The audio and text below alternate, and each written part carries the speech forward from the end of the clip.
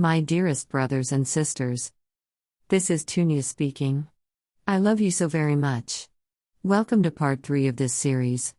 In part 1, I argued that your society is female supremacist.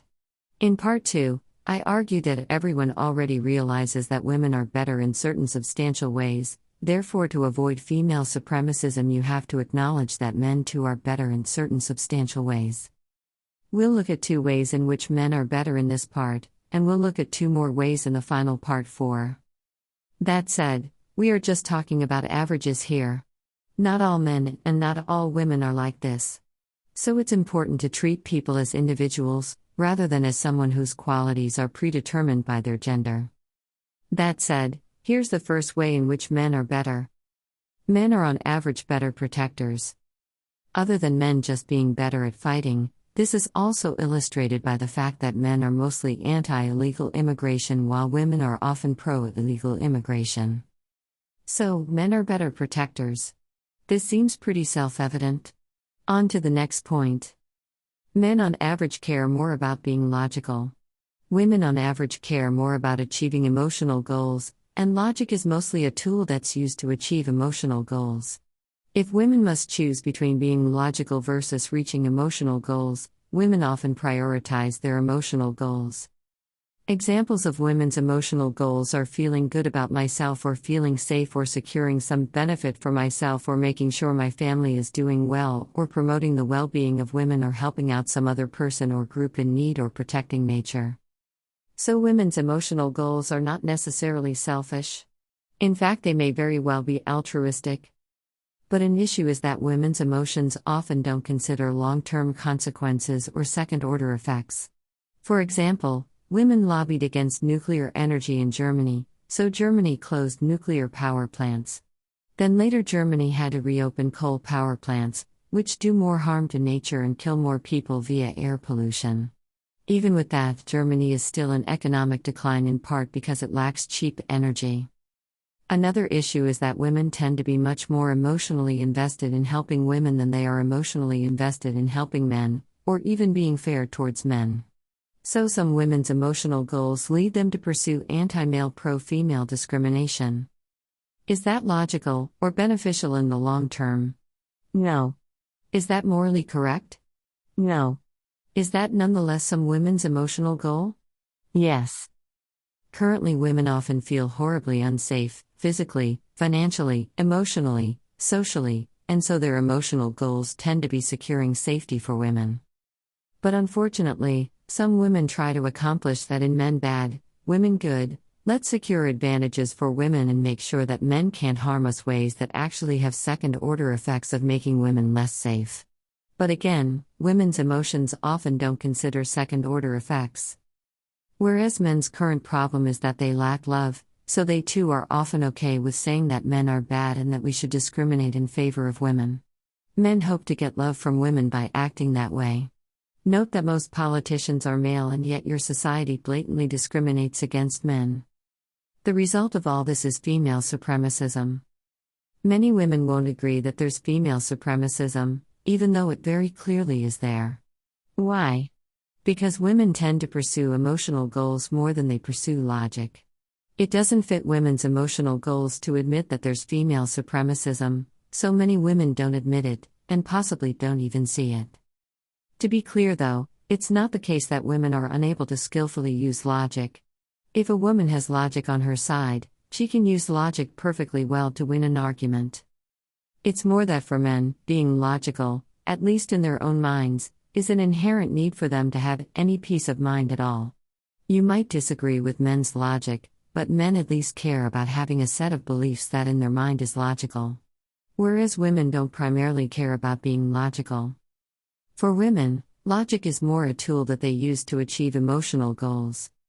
If you tell a woman you're not being logical and here's an argument why, then some women will call you a jerk, or call you a bigot, or say that that's offensive, or launch a personal attack, or try to get you censored, or ask if you realize how bad you're making her feel, or just ignore your argument, without ever actually giving a reason for why she in fact is being logical.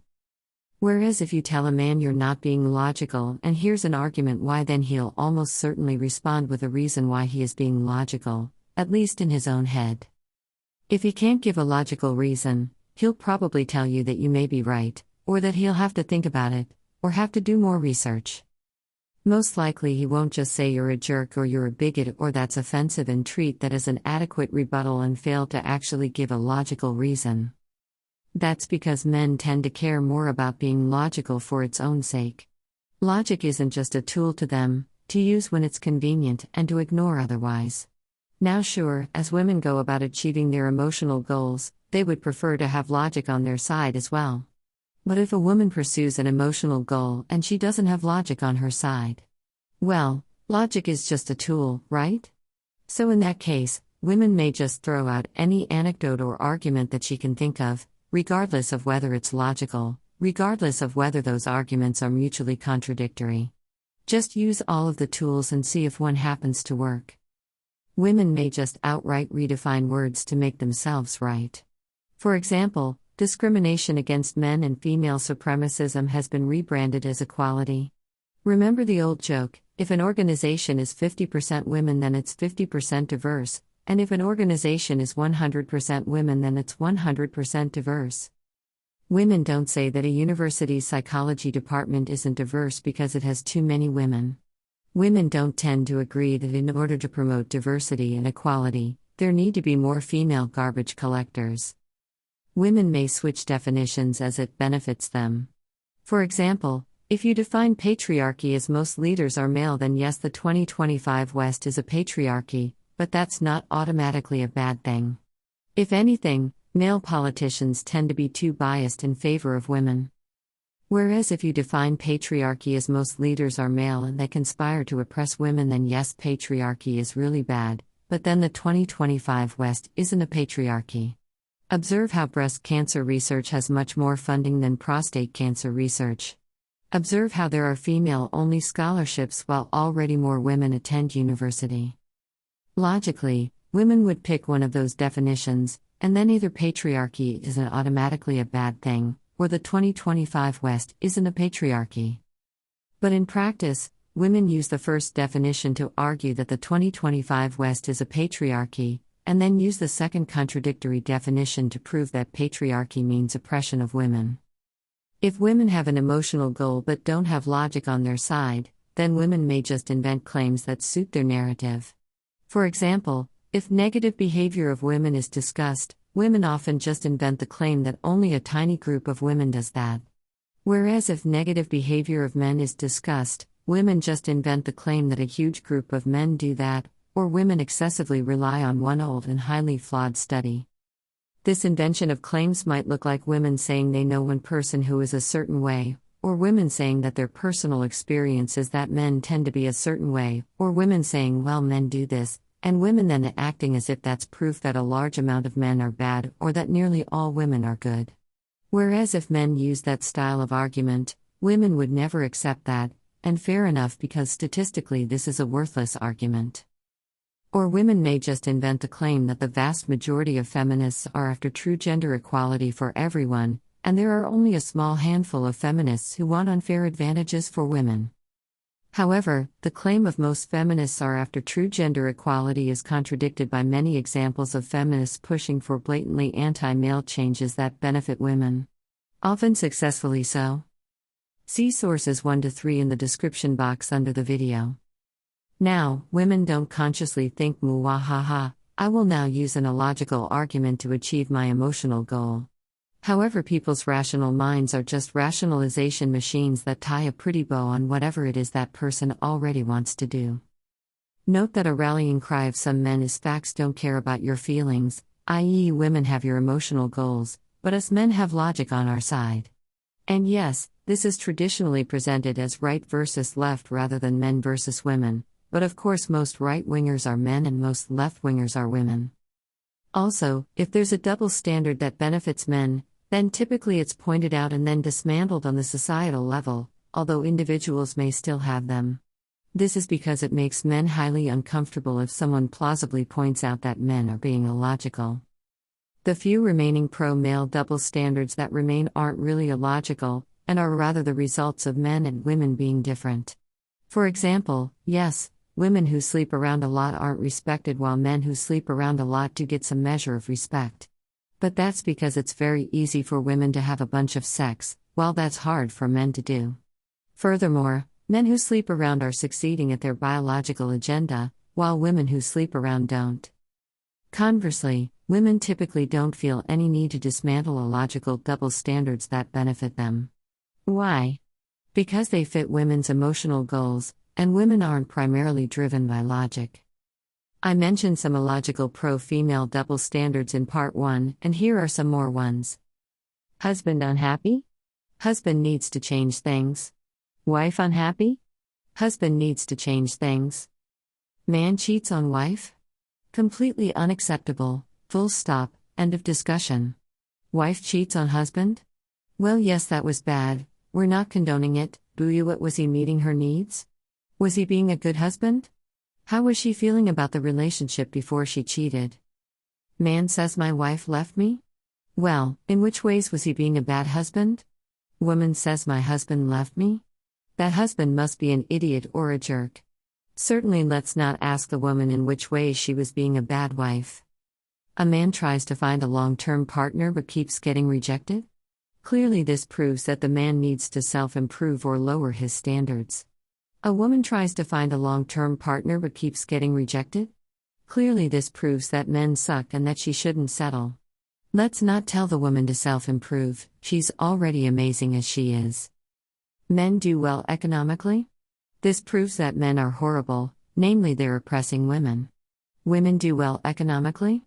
This proves that men are horrible, namely they're lazy losers who just sit in their parents' basement playing video games and watching porn. It's like how in modern movies, men are either losers or evil. Saying I don't automatically respect women, they need to earn my respect is a bit of a shocking statement. Saying I don't automatically respect men, they need to earn my respect is a completely fine and normal statement. Women may insist that men have no right or credible ability to speak on certain topics, while of course women never say that women have no right or credible ability to speak on certain topics. If you say women are the problem in society, then people will look at you like you're a psychopath or dangerous lunatic who should probably be locked up. Meanwhile, men are the problem in society is a pretty normal statement. And if someone wants to argue but it's true that men are the problem in society, well yes, that's indeed what your female supremacist society says.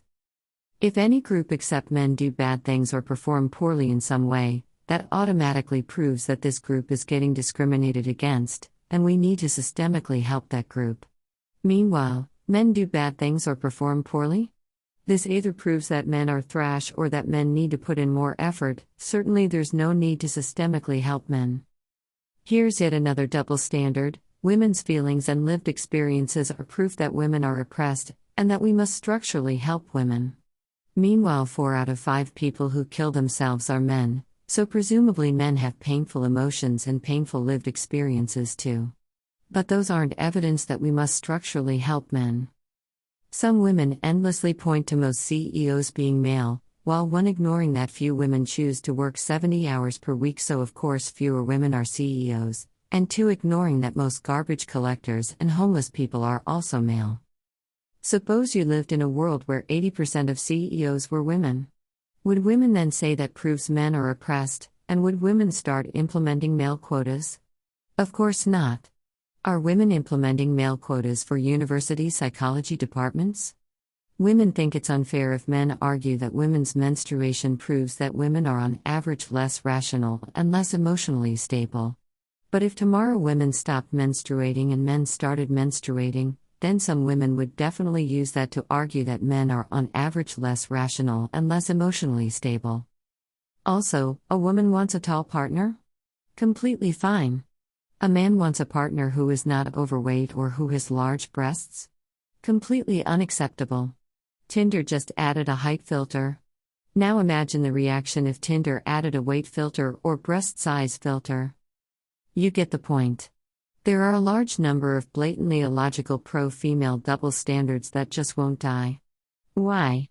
Because they serve women's emotional goals, and that matters more to women than logic. Let's look at a more in-depth example, namely the trans debate. First, we'll define some terms. A person who was born as a man, i.e., as a biological male, yet who now identifies as a woman, is called a trans woman. Trans women often use the pronouns she and her. Some trans women have penises, while some trans women have surgically created vaginas. The pro-trans position is trans women are women. This means that biological men should be allowed to compete in women's sports, even though they have a massive advantage in lots of sports. Biological men should be put in women's prison, even if the trans woman is a rapist and has a penis. And biological men should be allowed to use the women's bathroom. Conversely, the gender-critical position is that adults have the right to transition to the opposite gender and that trans people don't deserve to be harassed.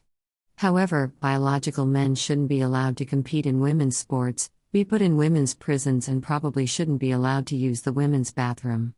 The gender-critical position is also frequently opposed to having minors take hormones or undergo sex change surgery. In academia, a trans woman, i.e., a person born as a male who now identifies as a woman, is considered to have the female gender and the male sex. Though I think that's a bit confusing because it arguably redefines words in a specific way, and normal people don't necessarily use those definitions. Equivalent definitions apply to trans men, who are biological women who identify as men. A lot of women hold the gender-critical position, and a lot of women hold the pro-trans position. However, of the people who hold the pro-trans position, most are women. And of the male pro-trans people, some of them only hold that position because men want to receive more love. If tomorrow women said that the sky is purple, something like 20% of all men would agree with them in order to receive more love. Whereas if men said that the sky is purple, women would just say that's stupid and not believe that the sky is purple. And kudos to women on that point. So the pro-trans position is mostly driven by women.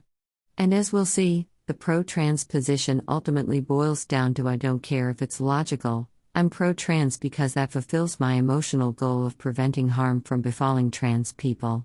Which isn't automatically a bad position, but it does show women prioritizing emotional goals over logic.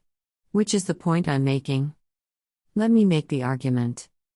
Picture a man who hasn't undergone surgery and hasn't taken hormones to transition. This person is by all appearances a man. This person claims to be a woman and a she. Then a lot of women will say that this is valid and should be honored, and that society must treat this trans woman as a woman. Now picture a white person who sincerely identifies as black and who claims to be a black person. Then a lot of women will say that this is invalid and is in fact highly offensive. This isn't logical. To be logical, either trans women are women and trans blacks are blacks, or neither is true.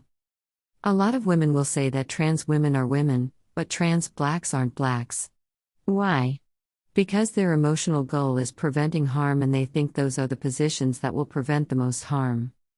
Now women will try to contest the logical high ground, because why not? So they might want to say, there don't actually exist white people who claim to be black.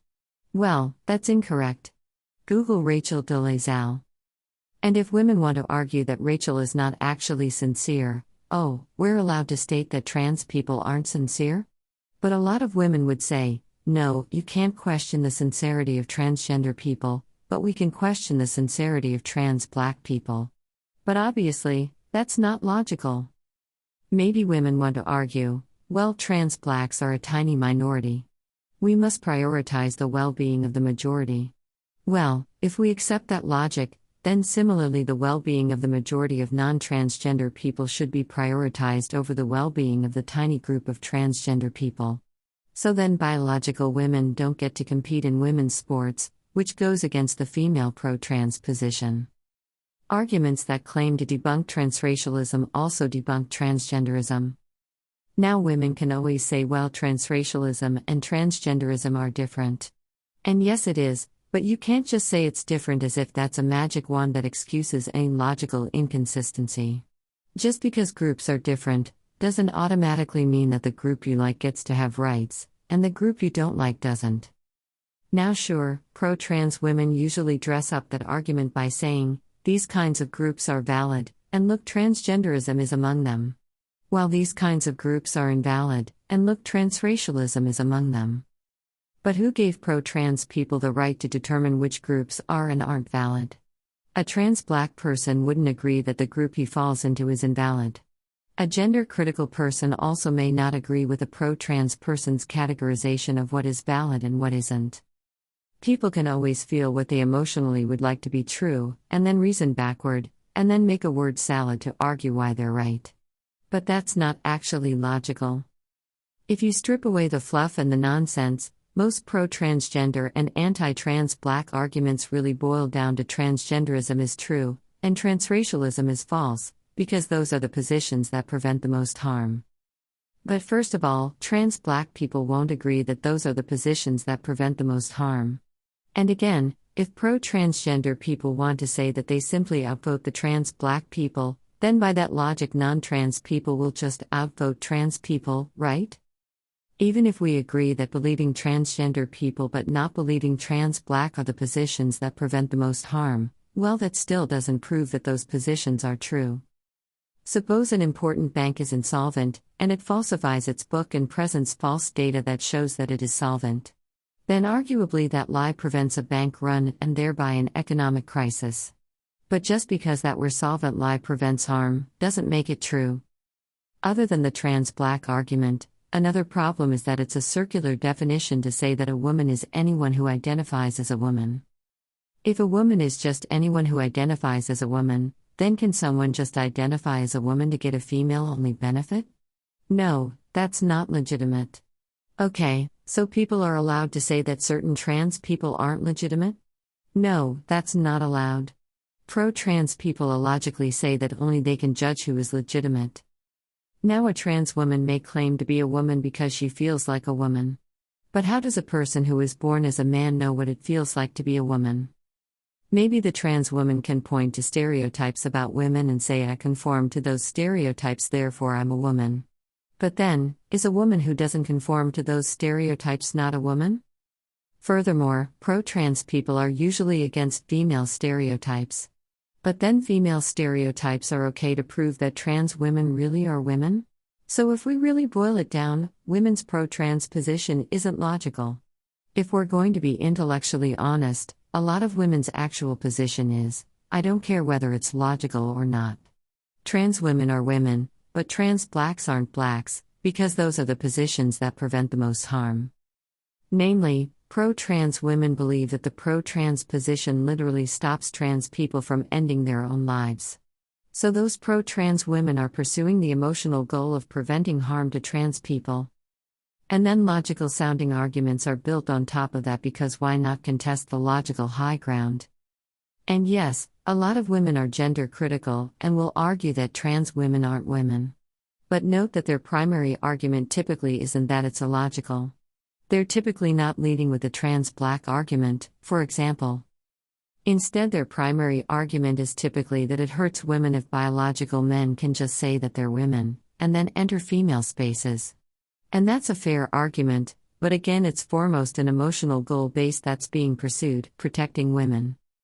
To be clear, yes, a debate can be had about women's sports and women's bathrooms and pronouns and other things. However, if you value universal or unconditional love, if you value giving adults the freedom to make their own decisions, then that applies to trans people as well. So I don't support harassing trans people, for example, although not giving trans people everything they want isn't harassment. I just find it pretty striking that a lot of men very strongly hold the gender-critical position because they think that's the more logical position. While a lot of women very strongly hold the pro-trans position because they think that's the position that prevents the most harm and therefore fits women's emotional goals. What this means? Ideally, men share their logical perspective, and women share their emotional goals-based perspective, and together the best decision is made. Both perspectives have their place. We already discussed how logic is sometimes better. But then again, sometimes men reason that cutting down this forest or poisoning this river increases profits, and women are right to have the emotional goal of protecting nature. This channeler previously channeled Tourmaline, who was a female decision-maker in our society before she retired. We find it best to have both male and female decision-makers, so that when a discussion is held on what to do, you get both perspectives. However, right now this is breaking down and running into problems on Earth, for a few reasons. One problem is that women in a lot of cases use censorship or reputation-destroying insults like racist or transphobe or grandma killer to prevent right-wingers, who are mostly men, from being able to speak. This attitude of us women get to speak, you men don't because you're bigots means that men and women can no longer mutually come to the best policy, which ultimately hurts both men and women. Another problem is that a lot of women have gotten it into their head that the way to be safe and to have a decent life is to keep men down and secure structural unfairness in favor of women. Or at the very least, women let other women do that, and they don't lift a finger themselves to end female supremacism. Few women call out other women for being too anti-male. This might help women in the very short term, but it has disastrous and counterproductive second-order effects, which women's emotions typically don't take into account. Namely, female supremacism crushes average well-meaning men who would otherwise contribute and provide and protect. Meanwhile, the awful men are still going to be awful. Foreign men, and men born into elite families aren't going to be kept down by a female supremacist system, while good normal men are. So basically, women are metaphorically shooting the good men and are then vulnerable to awful men. Yes, I get that this is a huge simplification and reality is messier, but still. This is made worse by the fact that men are underloved, often from childhood onwards, and therefore are unwilling to stand up to women in cases where that's appropriate. Too many men are willing to throw other men under the bus for a fleeting scrap of female approval. In your society, if men have a stupid idea, then women and other men will use logical arguments to debunk those ideas, and that will mostly work. And if men try to make illogical emotional appeals, then people simply don't listen to them. So certainly men have stupid ideas sometimes, but those often don't get very far. But if women have a destructive, emotion-driven idea, oh boy. If women have an emotional goal that they want to pursue, then they often don't consider second-order effects. And they don't let themselves be stopped by logical arguments. And men, being underloved, are often unwilling to stand up to women even if women are clearly wrong. So in your current society, there aren't good mechanisms that stop women from pursuing an emotional goal that's actually destructive. And frankly, if you look at your society, a whole lot of damage has been done by women pursuing emotional goals that turned out to be destructive, and men not being willing to sufficiently stand up to them. See illegal immigration, COVID lockdowns, COVID jabs being mandatory, anti-male discrimination, the tearing apart of the nuclear family, anti-fossil fuel and anti-nuclear energy policies without having a sufficient alternative, censorship, etc. Now yes, some of those things were also pushed by the dark controllers. However, the dark controllers can only accomplish things if a sizable chunk of the population agrees with them. That's why they haven't been able to start World War III or enact a new lockdown. Whereas they were able to, for example, implement COVID lockdowns in 2020 because a sizable group of especially women supported that. What are the solutions? One obvious solution is, directly work to dismantle female supremacism. Alternatively, work to fix the underlying root problems. So women should give more love to men or men should do more to protect and provide for women. Ideally, women and men shouldn't need to worry about being raped or about their ability to just have a decent life. That said, it's not productive if both genders point to the other and say they need to be better first. What would also help is men giving more love to men, and I do support that, however, that alone won't fully nourish men. Plus, even if men do that, they're still facing a whole lot of systemic discrimination. Obviously, it's not the exact same thing, but imagine a white supremacist society that told black people, we're going to continue systemically discriminating against you until you behave better.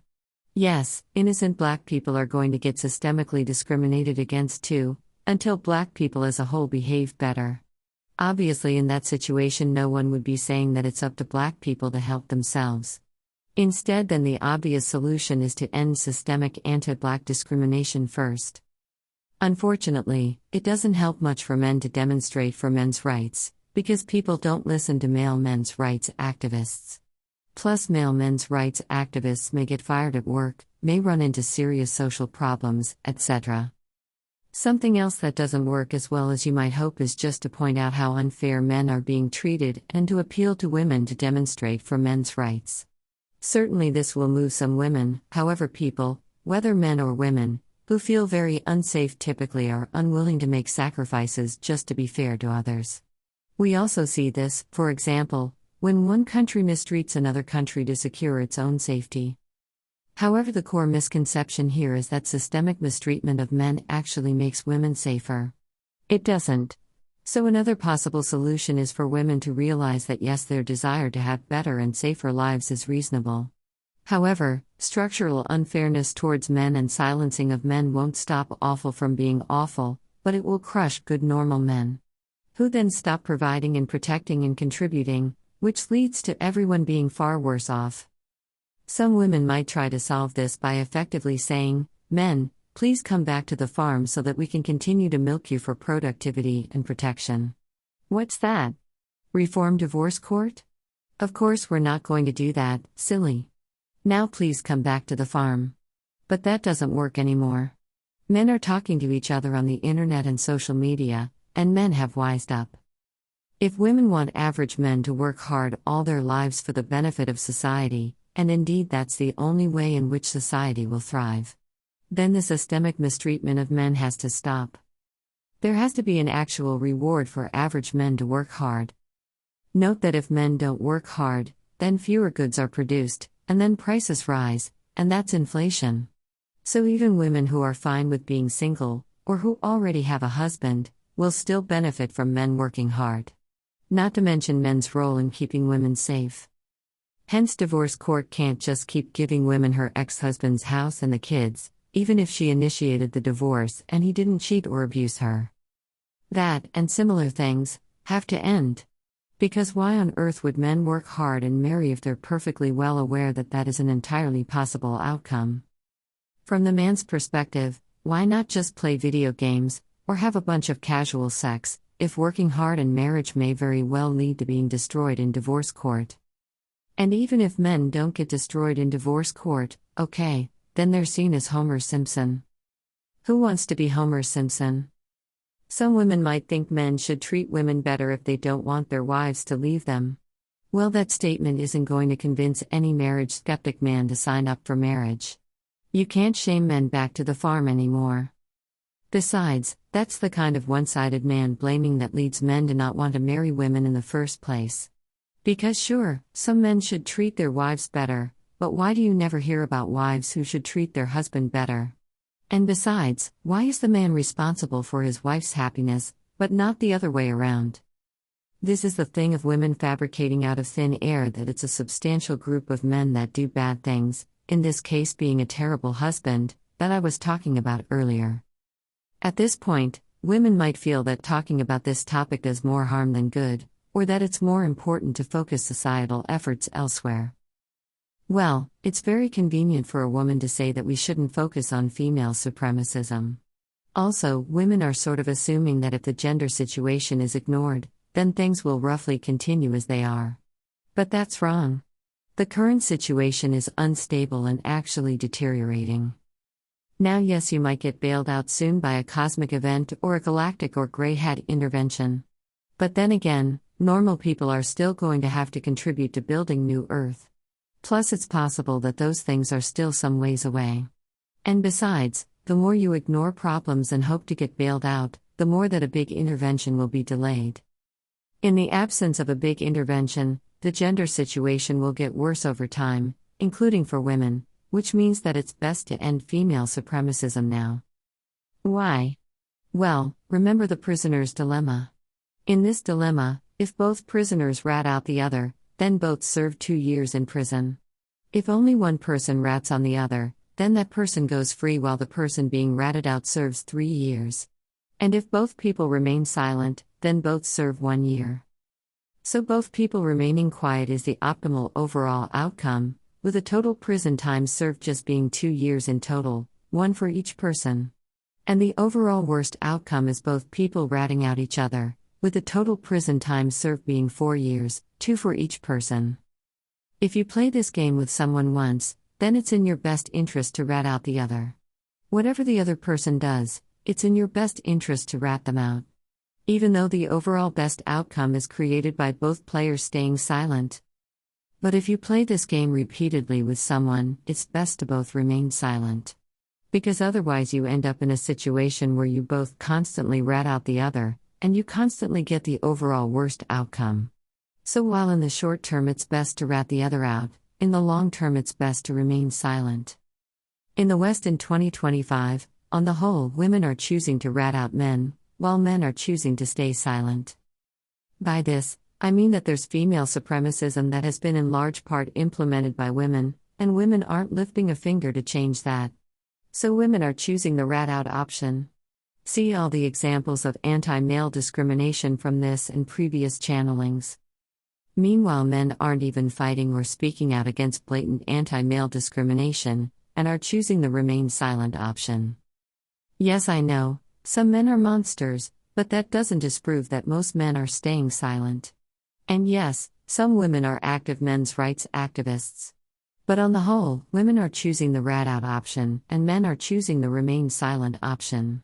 So if we look at it through this lens, then it's a bit silly for some women to say let's not talk about gender, let's focus on other topics. Because the current situation is that women are ratting out men, while men are staying silent. And sure, that way women get 0 years and the man gets 3 years. This is women's best outcome and men's worst outcome, as illustrated by the fact that 80% of people killing themselves are men. But of course, if this keeps happening, eventually men are going to switch their strategy to rat out women too. And then everyone loses, horrifically. What would that look like? Well, for example, it could look like men taking away women's right to vote, and then just implementing whatever policies they want with women no longer having a vote to oppose that. Obviously, I don't support taking away women's vote. And I'm not saying that will happen in the near future. It may not even happen at all. But it could happen at some point. Listen to disaffected young men talk among themselves when they think no one is listening, and you might be shocked at what they say. Just because they're not saying repeal the 19th in public, doesn't mean they're not quietly saying such things among themselves. Let's be clear. If men decide to actually start oppressing women, women are screwed. What are women going to do then? Complain? Shame men? That only works if men listen to women. Besides, women already complain and shame men and cry oppression and call men Nazis today, so what would be the difference? Will women ask men to stop men from taking away their vote? That only works if men listen to women. You might very well have most men just not lifting a finger to stop some men from oppressing women, like how today most women aren't lifting a finger to stop some women from oppressing men. Will women threaten a sex strike? Well, more than 60% of young men are single, see source 4 in the description box under the video. And there are a lot of bitter post-divorce men too who aren't getting sex and who have no stake in the current system. And there are married men who nonetheless aren't getting sex. You can't use a sex strike to sway a man who isn't getting sex anyway. Will women just try to vote anyway despite not being allowed? Men will just arrest those women. After a few of those women are thrown in prison, women will stop doing that. Will women pick up guns and literally fight men? Then sure, some men will die, but obviously men are better at fighting than women. Not to mention that only very few women would be willing to go fight men if men actually shoot back. Realistically speaking, a few men and a few women will get shot, and then women will just accept that they no longer have the vote. They will complain, men will no longer listen, and that will be that. If society already tells men who have done nothing wrong that they are the problem, then why wouldn't men choose to become the monsters that society tells them they are? If men actually wanted to oppress women, they could do so, and women would have no defense against it.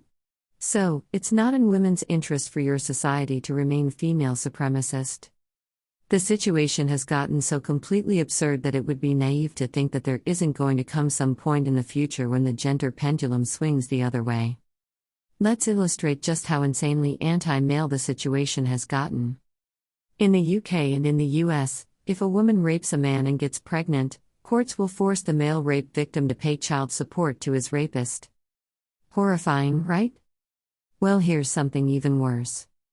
The same is true if the rape victim is instead a teenage boy. So in the UK and in the US, if an adult woman rapes a teenage boy and gets pregnant, courts will force the teenage male rape victim to pay child support to his adult rapist. This really happens. For example, see the court case County of San Luis Obispo v. Nathaniel J. 1996. In that case, a 34-year-old woman raped a 15-year-old boy. Then the courts forced that teenage boy to pay child support to his pedophilic rapist. See source 5 in the description box under the video. This illustrates the complete insanity and inhumanity with which courts abuse men. Now sure, most days you don't see courts forcing teenage boys to pay child support to their pedophilic rapist. However, more typical cases, where men still get unfairly destroyed in court, do happen every single day. Do you really think that courts willing to order teenage boys to pay their pedophilic rapist won't rule against men in other unfair ways too? So, no wonder that men don't want to work hard and marry anymore. And also, in this context, do you really think that there can't possibly be a severe male pushback against the current situation at some point? You know, men switching their prisoner's dilemma strategy from remaining silent to rat out women? From the male perspective, it might actually seem preferable to take away women's vote, so that women stop implementing anti-male discrimination and stop pushing destructive policies for emotional goal reasons. Or in prisoner's dilemma terms, currently women get 0 years and men get 3 years. If men swap to ratting out women too, then both men and women get 2 years. Which is worse on the whole and far worse for women, but better for men. So, it would be best to end female supremacism now. The good news is that if women switch to the cooperative remain silent option too, then both men and women are in that mode, and that's the overall optimal solution. Women might argue this current situation doesn't feel like the 0 years in prison for us women. Now sure, the prisoner's dilemma is not a perfect metaphor. Still, women are currently benefiting from a bunch of pro-female discrimination and from a bunch of silent women are wonderful, men are thrash bias. And it's easy not to notice the privilege you have. Women aren't suffering from systemic discrimination against them, but rather from the actions of evil individuals, whether that's individual evil men or the relative handful of dark controllers on your world. And that is mitigated if society no longer discriminates against men, because then average men will more productively provide and protect and deal with bad men. The solution is to not keep men down, so that men deal with bad men. You know what also helps dark controllers? That people can't freely talk online. And censorship is a very female thing to do. Men mostly force themselves to have logically defensible positions, so then men are fine to let the other side speak, they'll just present logical counterarguments. Whereas women may have illogical positions fueled by emotional goals, and so women have to censor men in order to stop men from just logically tearing their arguments apart. And obviously, a side effect of women wanting men censored to protect their emotional goal is that dark controllers are also protected by censorship. The dark controllers couldn't do as much damage if women would just let men be men. As for women suffering from the actions of individual men, yes, that's horrible. However, you know what female supremacism doesn't prevent? It doesn't prevent a percentage of illegal immigrants from raping women. You know what female supremacism does prevent? It does prevent a lot of good, normal men from speaking out against illegal immigration.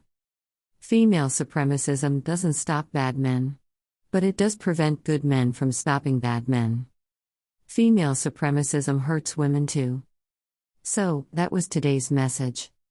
I'm curious to read your thoughts in the comment section, if you're willing to share what you're thinking. With that, and with all my love, I will leave you for today. Your star sister, Tunia.